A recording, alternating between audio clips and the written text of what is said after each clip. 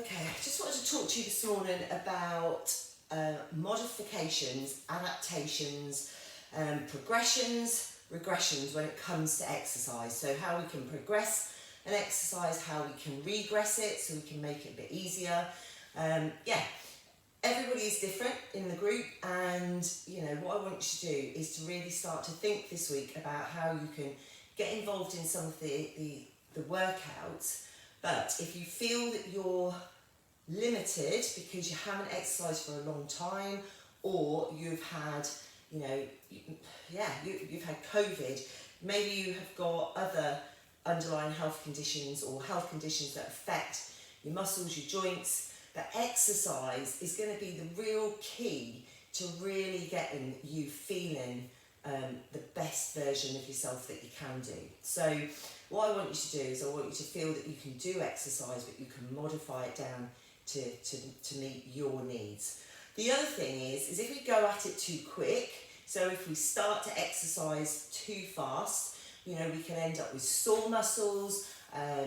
We can end up with something called DOMS, D-O-M-S, delayed onset muscle soreness, which means you do the exercise, but then tomorrow you're going to end up so that you think, oh my God, I really hurt when I walk up the stairs. So, I know maybe you've done some exercises already, had a little go at it, you maybe have felt a little bit of that, but what I want to do now is just really show you how you can modify. So, when we're in the throes of a sequence, and I might say to you, we're going to be running, so we're running, jogging on the spot, so it might be that we're jogging, you can march, okay, so it's perfectly acceptable for you to march. If we say we're in a sprint, go as fast as you can, I might say, then again, still okay for you to march. Try and march those feet, those arms. What we're trying to achieve is your heart rate up and to really get that cardio, some cardio conditioning going for the heart, the blood vessels, and to build some stamina and to really get your fitness level up so that you feel like you can do these workouts, okay? So we've got walking, jogging, or we're going for it with a sprint. It can be any one of those three. Okay, other things that we might do. So if, for instance, another reason that you may feel that you don't want to do anything with a lot of bouncing, so many women, especially women that have had children, but even women that haven't, as we get older, we have issues with our pelvic floor. Okay, so we can feel like if we bounce, we may feel like we may feel a heaviness in our lower abdomen, which can be the bladder pushing down. We may feel that, we can't do it because if we do, we might feel like we're going to pee, or we may even, feel like we've peed a little bit. So then we become reluctant to want to bounce up and down. So what I want you to do is you really need to protect your pelvic floor, and we don't want to acerbate it any more. So one of the things when we're doing kind of higher impact, so we're doing a bit of bouncing, what you can do is just keep those feet low. So, for instance, if we were doing high knees with this little bounce in between, it's okay for you to just step through and high knees, okay? So you don't have to do this, it can be just stepping through. So if we were leaping from side to side and you felt that wasn't for you, then we can just nice big step through, okay? So try and use so using your arms, bringing your arms in, because your arms can really help to bring your heart rate up. We don't have to do this. Okay, so you need to kind of just think to yourself, right, I'm going to modify this down. Nobody's judging you. Nobody even knows what you're doing. You're in the comfort of your own home doing this. It really, really doesn't matter. And the same with jack. So if you was doing a jumping jack, that may be really difficult for you. So what we can do is, we can do what we call low jacks. So you can do a high jack, or you can do a low jack. So on my videos, I tend to tell you when there's a modification that can be made, but if I get carried away and I forget, then you can always revert to this low jack position. Okay. Okay, what else? So let's have a little look. So we do a lot of squats. Squats are really, really good for all round. You know, they're good for you.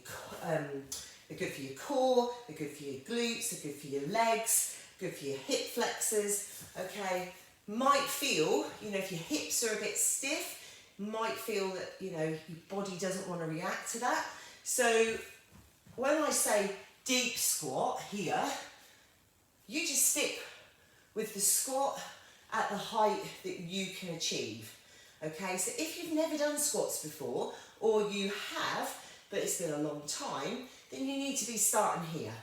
Okay, so with a squat, we normally start with our hips, our feet just beyond hip width.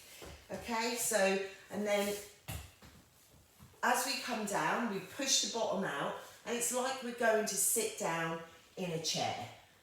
Okay, and then we come up. So if you can see that knee, so the knee, I'm not coming down to, you know, deep squat could be there where we've got this right angle on the knee, but that might not be friendly on your knee either. So it's really good to get in a lower, you know, a lower, yeah, not such a low squat. Okay, so we may talk about sumo squats, or I may talk about sumo squats. Toes are pointing out. This time, feet are a bit further apart, and we're coming down. But again, just come down to the level that feels comfortable for you. Okay, you do not have to get right down here. Okay, so if you come to here, that's absolutely fine. And I absolutely, if you haven't done squats for a long time, I would say you need to be coming to that level, else you could end up the next day, if you'd be a bit sore in your adductors, your bum might feel a bit sore, your hips might, you know, and I don't want that putting you off from going again, you know, maybe on day 3, okay? So that's your squat and going to different levels. We do quite a bit of lunging, so we work in the planes, so forward plane, front and back, so we're going backwards or we're coming forwards, and then we work in the lateral plane, so where we're going sideways. So it's really important that the exercises I plan into the routines work in different planes of motion. So I just want to show you, so a squat, a lunge. If we're lunging forward, okay, so getting your balance is really important. So it might mean to start with the base, the distance that your feet are apart is quite wide, okay? So you're not going to go any further than just beyond hip width, okay? Because you know, if you do, you're not going to get the legs in a position, but you could have, and as you get better, you can have your legs closer together. So if we have our legs fairly hip width apart, and then we're going to do a forward squat, a forward lunge, bring that leg forward as far as you can, and then we drop that knee to the, well, towards the ground, and then back again, and then come forward on the other leg, bring that knee down. So that shape, that is a lunge shape. So if you're only getting to there to start with, that's fine, but where you're aiming for is there, and this is where you're really working your quadricep muscle at the front. Okay, little bit of practice with balance. You might want to hold on to something while you do that. Keep your chin up, looking forward, find a spot on the wall, and just make sure you keep looking at that, and that will help with your balance.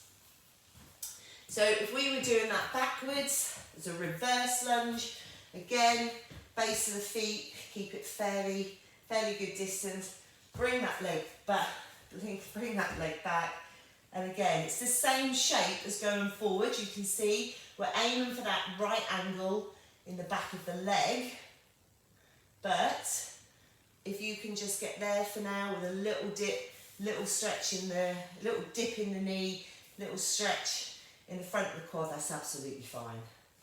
And back, bring that knee down.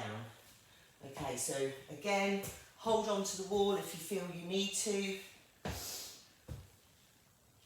Okay, good, okay.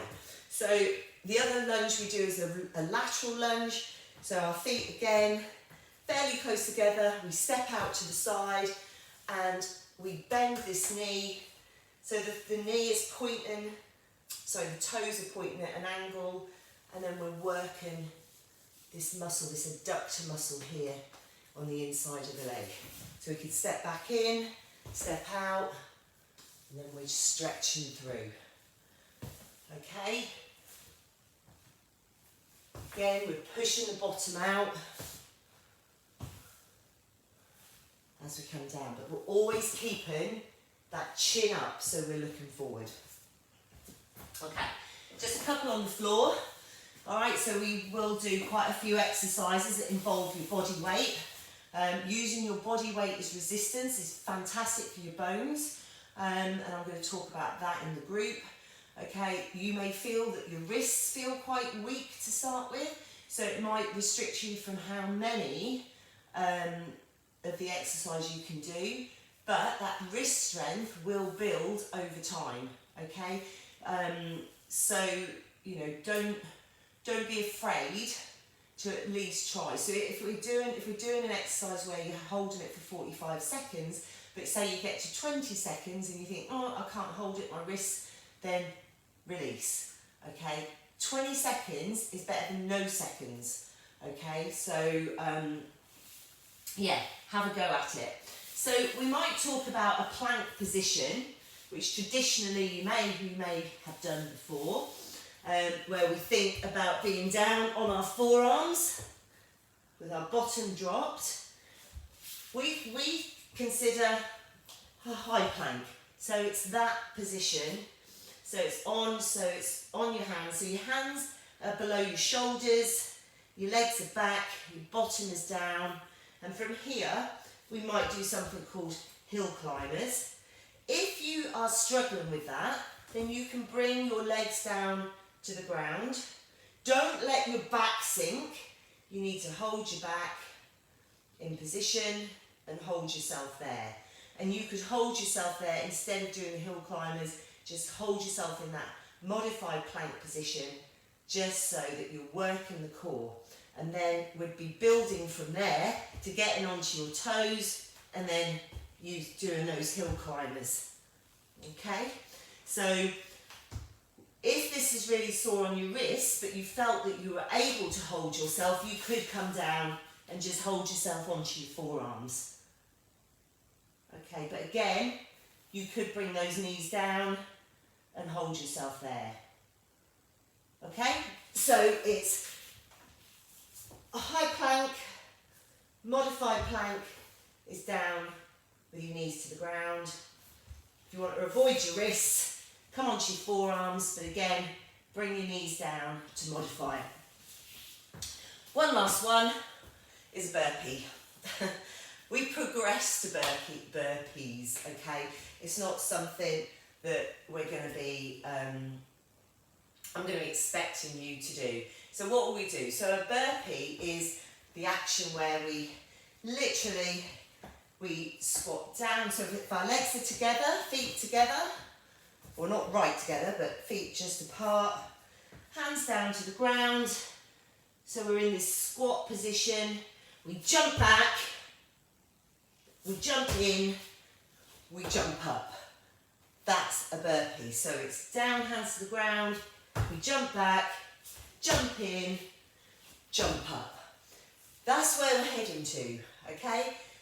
We want to be working towards that we can do a nice little set of burpees. We might be able to do 8 or 9 burpees in a 45-second block. What we can do to modify that. So we can, so we don't want to do the burpee. So we would come down, hands on the floor, we'd step back with one leg, the other, come back in, roll up the body, bring the arms up and down, and back we go again. So stepping out, walk out, okay? So you bring up and then down. So you've got 2 options there, full burpee or a walkout. The walkout is perfectly acceptable, it's going to do you great. Burpees are one of those all-round exercises. It's really challenging, But if we do a walkout to start with, get used to the action of getting the hands down, walking out and coming back in, and then we can progress that to doing that jump back, jump in and jumping up, which to be honest, once you've mastered it, it's fantastic. Final one is a press up. Again, we're not going to be doing masses of press ups at the very beginning, but I just want to show you the difference between a full press up and a modified press up. So if we were doing a full press up, I'd want you to get your hands kind of just on the floor, just under your shoulders. You come up onto your feet, bring your feet probably just about hip width apart, and then as we keep that chin up, keep those eyes down, but keep that chin, don't drop that head down, and then we're going to lower ourselves down and up again. Okay, so our elbows, you know, they're not pointing out, the elbows are coming backwards and down. Okay, so if we want to modify that, we would then get our knees to the ground and get our ankles crossed, and we would come down with our knees to the floor. That is a modified press up. A good way of testing your strength is whether you can do press ups or not. And I'm not talking about, you know, us being really strong so that we can, you know, we've got bulging muscles. This is about having relevant body strength, relevant muscle mass, so that we can, you know, keep our bodies moving and strong as we age. So that's something that I'll share with you going forward. Okay, right, fantastic. So a few adaptations, modifications, progressions, regressions. Yeah, get involved in the workouts and switch it up, get it so that it's relevant to you. Okay.